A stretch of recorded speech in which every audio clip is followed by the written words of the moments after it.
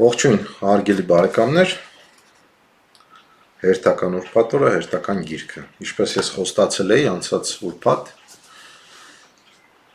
որ կփորձեմ ձեզ ներկայացնել նոր գիրք, հասցրեցի։ Էդվարդ Բերնեյս, Պրոպագանդա։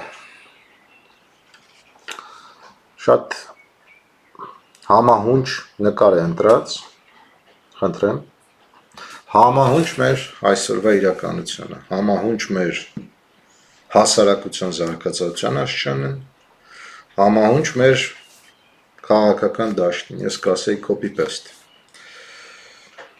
Էդվարդ Բերնեյսը Պրոպագանդա գիրքը գրել է 1928 թվականին։ Ամերիկայում 1928 թվականին ես կասեմ ձեզ պրոպագանդայի մակարդակը և գիտակցությունը, թե ինչպես պետք է այն վարել, ավելի բարձր էր, քան այսօր Հայաստանում։ Ինչև սկսենք,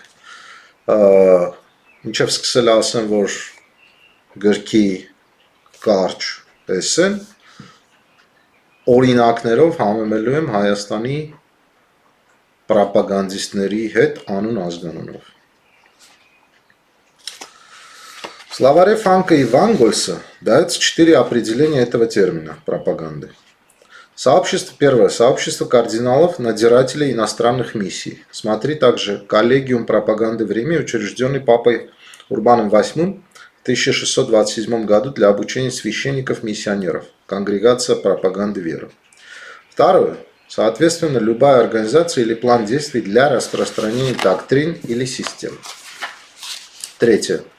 Систематические усилия, направленные на получение общественной поддержки того или иного мнения или курса действий. И четвертое. Принципы, внедряемые с помощью пропаганды. В недавнем номере журнала Scientific American был опубликован призыв вернуть уважительное значение этому прекрасному старому слову. Տեսեք, գիրքը ընթերցելուց հետո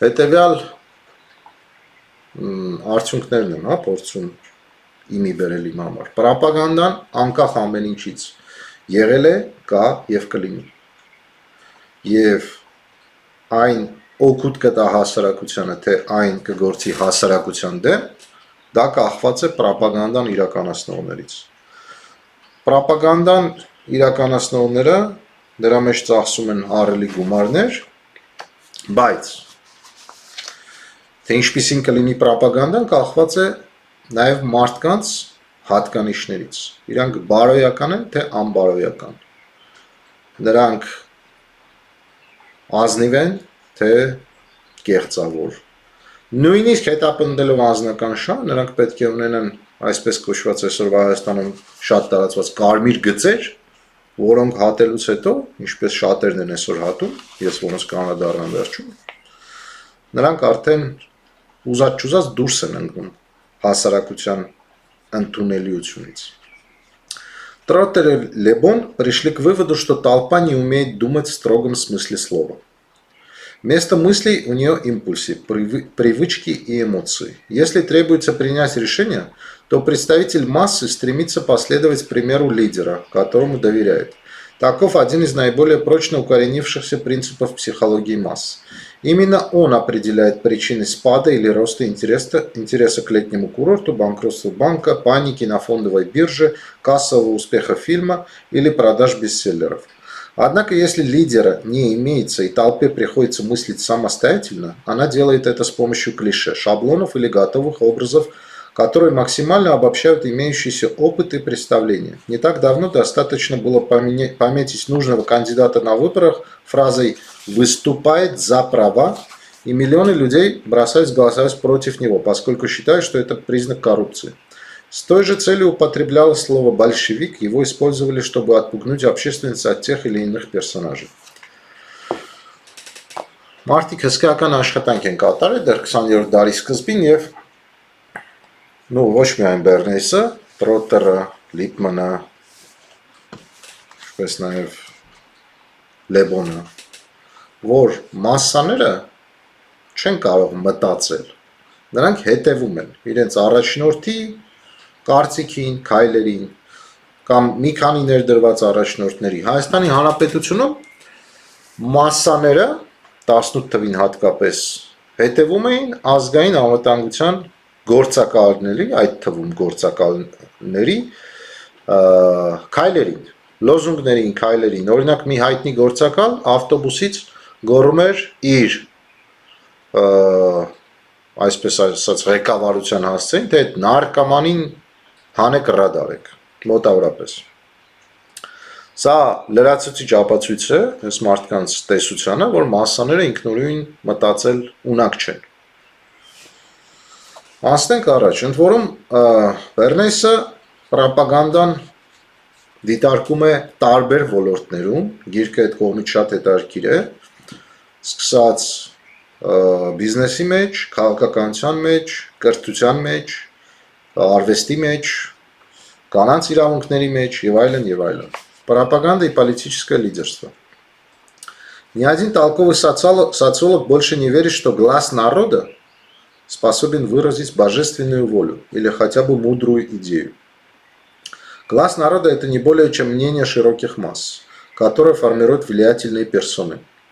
Оно во многом состоит из унаследованных предрассудков, символов, клише и словесных формул, которыми снабжают людей их лидеры. Среднестатистического избирателя принято обвинять в политической апатии, но она вызвана тем фактом, что политики не умеют соответствовать требованиям общественного мнения. Они не способны презентовать себя и свою позицию, используя поднятые и важные для общества слова. Они свято верят в то, что лидер должен рабски следовать воле народа, а значит, политической кампании не нужна ни зрелищность, ни драматизм. Публике не интересны политики-роботы, ей подавай лидеров-борцов и диктаторов. Учитывая нынешние условия, при которых кандидат вынужден угождать избирателям, прирожденный лидер сумеет взять власть в свои руки только с помощью такого инструмента, как пропаганда. Մի վերադառնանք հայկական իրականություն։ Ժողովուրդն է մեղավոր, ժողովուրդը գնաց սրանց ցեն տվեց, սա հնչել է ոչ միայն իմ կողմից չակերտների մեջ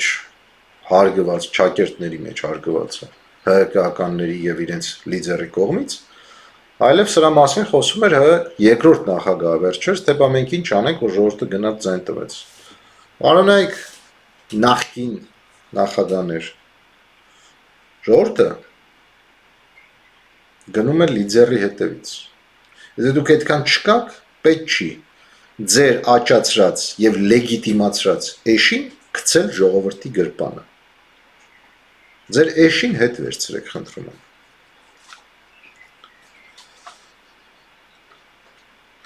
Нынешние политические кампании сплошная показуха, пафос, помпезность, пустые речи и броские краски.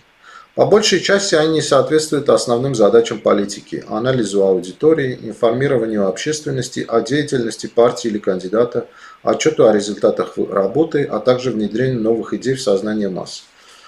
Նոր միտք սրանք ունակ չեն գեներացնել, սրանք պակազուխը, պաֆոսի, պամպեզնեստ, Արցախը երբեք չի լինելու Ադրբեջանի կազմում, դավաճան եք,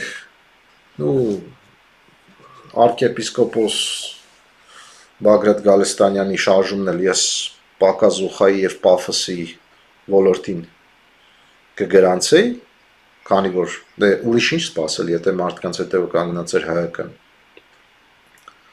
ՀՀԿ-ն դաշնակները, պարոնայք, դուք 5 տարի նստած եք ազգային ժողովում, ձեր արածը պակազուխա է, պաթոս, ուրիշ ոչ մի բան։ Սիրելի ժողովուրդ, այս գիրքը շատ լավ ցույց է տալիս, 1920 թվականի գիրքը ցույց է տալիս, թե 100 տարի անց Հայաստանում ինչ մակարդակի վրա են մեր քաղաքական, այսպես ասած, գուրուները։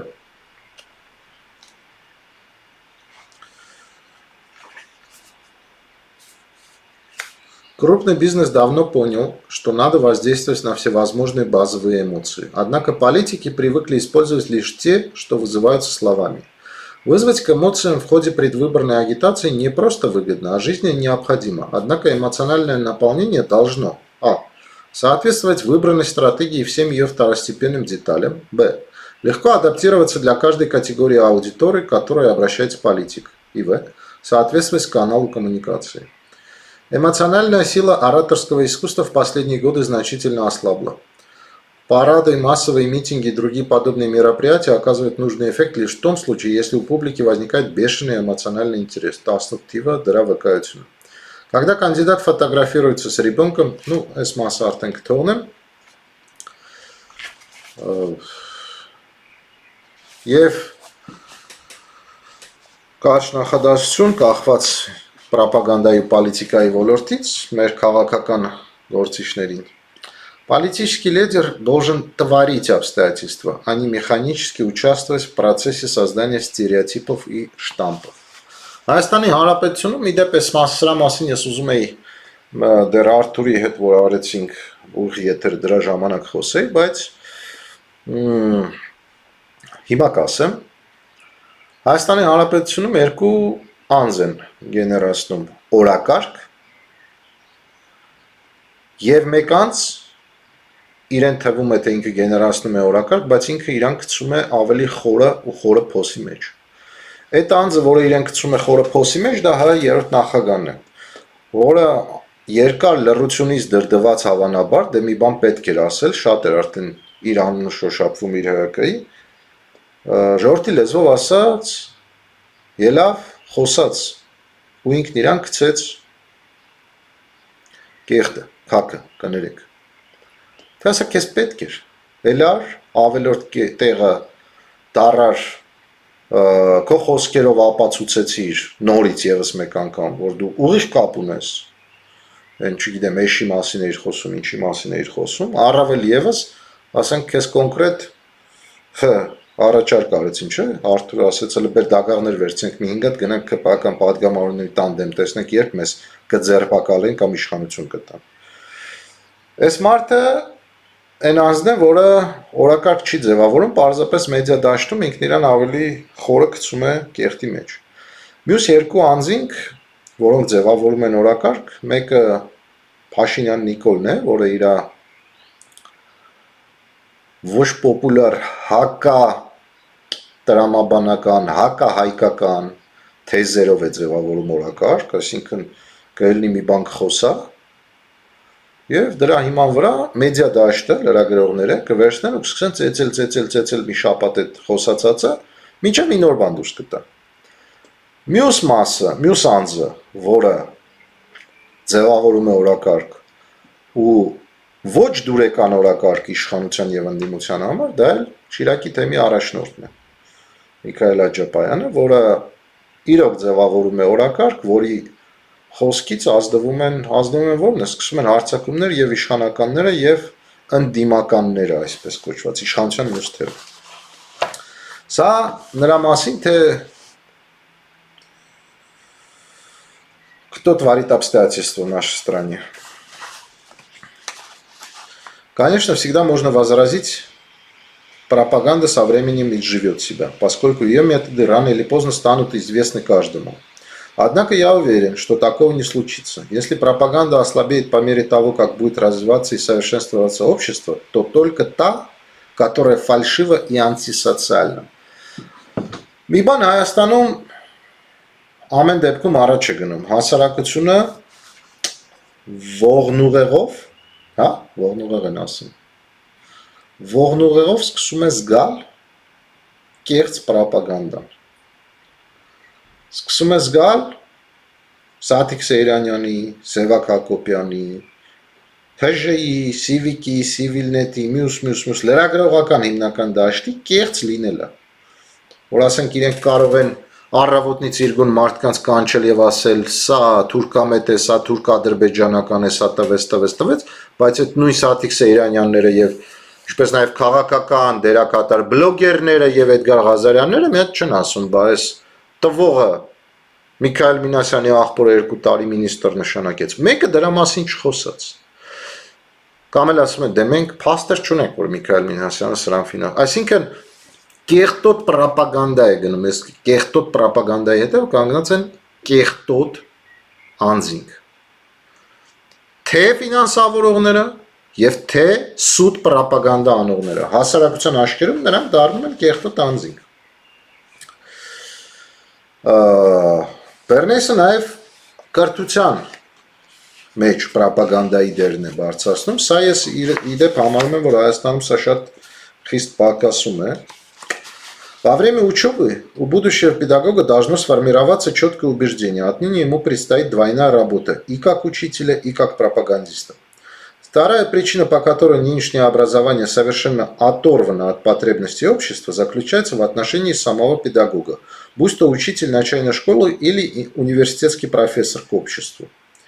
Преподаватель живет в реалиях, где мерилом успеха выступают объективные цели и достижения, которые имеют ценность в американском обществе.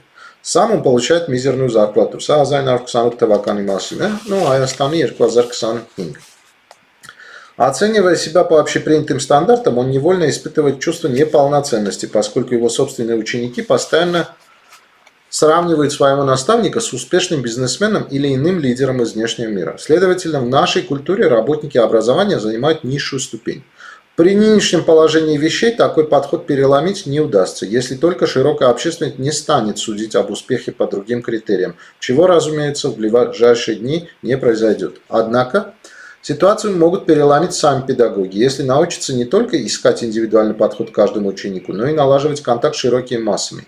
Профессия учителя сама по себе дает право вести открытую пропаганду в целях просвещения публики и налаживания тесной связи учителей с сообществом, которому они служат. Впрочем, пропагандой должны заниматься не только отдельные представители профессии. Вся сфера образования обязана добиваться иного к себе отношения. Если область не способна развиваться, она быстро теряет привлекательность для талантливых людей. Пропаганда не способна справиться со всеми негативными факторами, которые влияют на престиж профессии. В их числе, например, низкая заработная плата и отсутствие надлежащего социального обеспечения учителей, вышедших на пенсию. Однако, с помощью грамотного воздействия на текущее общественное мнение можно изменить общее отношение к педагогам. Начать стоит с продвижения идеи о том, что представители профессии достойны более высокой оплаты труда.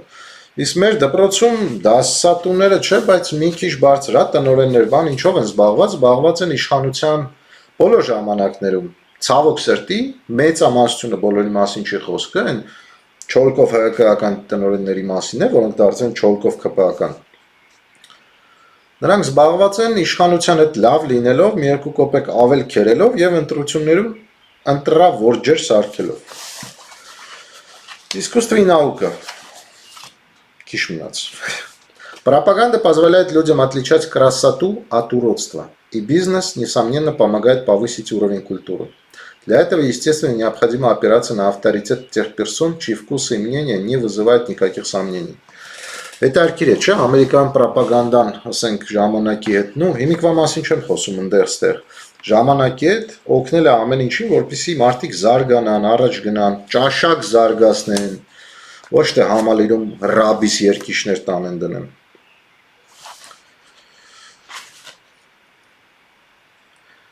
В сегодняшнем мире не обойтись без трансатлантических переговоров по проводам, протянутым телефонными компаниями, без обретений, которые приносят прибыль тем, кто их продает. Без того же Генри Форда с его удивительными автомобилями. Значит, все это представляет собой новости. Однако, заведомо пропагандистские материалы, которые поступают в редакции со всех сторон, запросто могут оказаться в мусорном ведре редактора. Составляя текст для газеты, надо обязательно всякий раз указывать источники информации и четко излагать факты.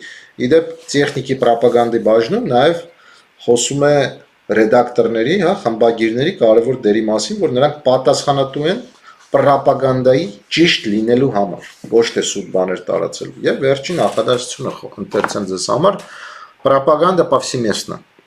Умные люди должны понимать, что это современный инструмент, с помощью которого можно бороться за достижение общих целей и наводить среди хаоса порядок. Էդվարդ Բերնեյս, пропаганда. Իրականում Սեյրանյան Սաթիկ, Սևակ Հակոբյան, միգուցե եւ կարդացել եք, եթե կարդացել եք ամոթ ձեզ, ձեր արած աշխատանքի համար։ Այդ երկուսի անունը հիշեցին, այնտեղ կան Արեգ Գալստյան, այնտեղ կան։ Ես չեմ համոզված եմ, որ շատերը կարդացել են։ Կարդալով հանդերձ դուք անում եք մի կեղտոտ բան, դուք առաջ եք տանում այն մարդկանց շահերը, որոնք 18 թվականին, որոնցից ոմանք 18 թվականին այս ժողովրդին էշացնելով ցիրկ բեմադրեցին եւ իշխանությունը տվեցին, ինչպես հայ երրորդ նախագահն է ասում, ամենաբարձր զռացողին, իսկ 21 թվականին խոստանալով կրել մտնելով պարլամենտ իր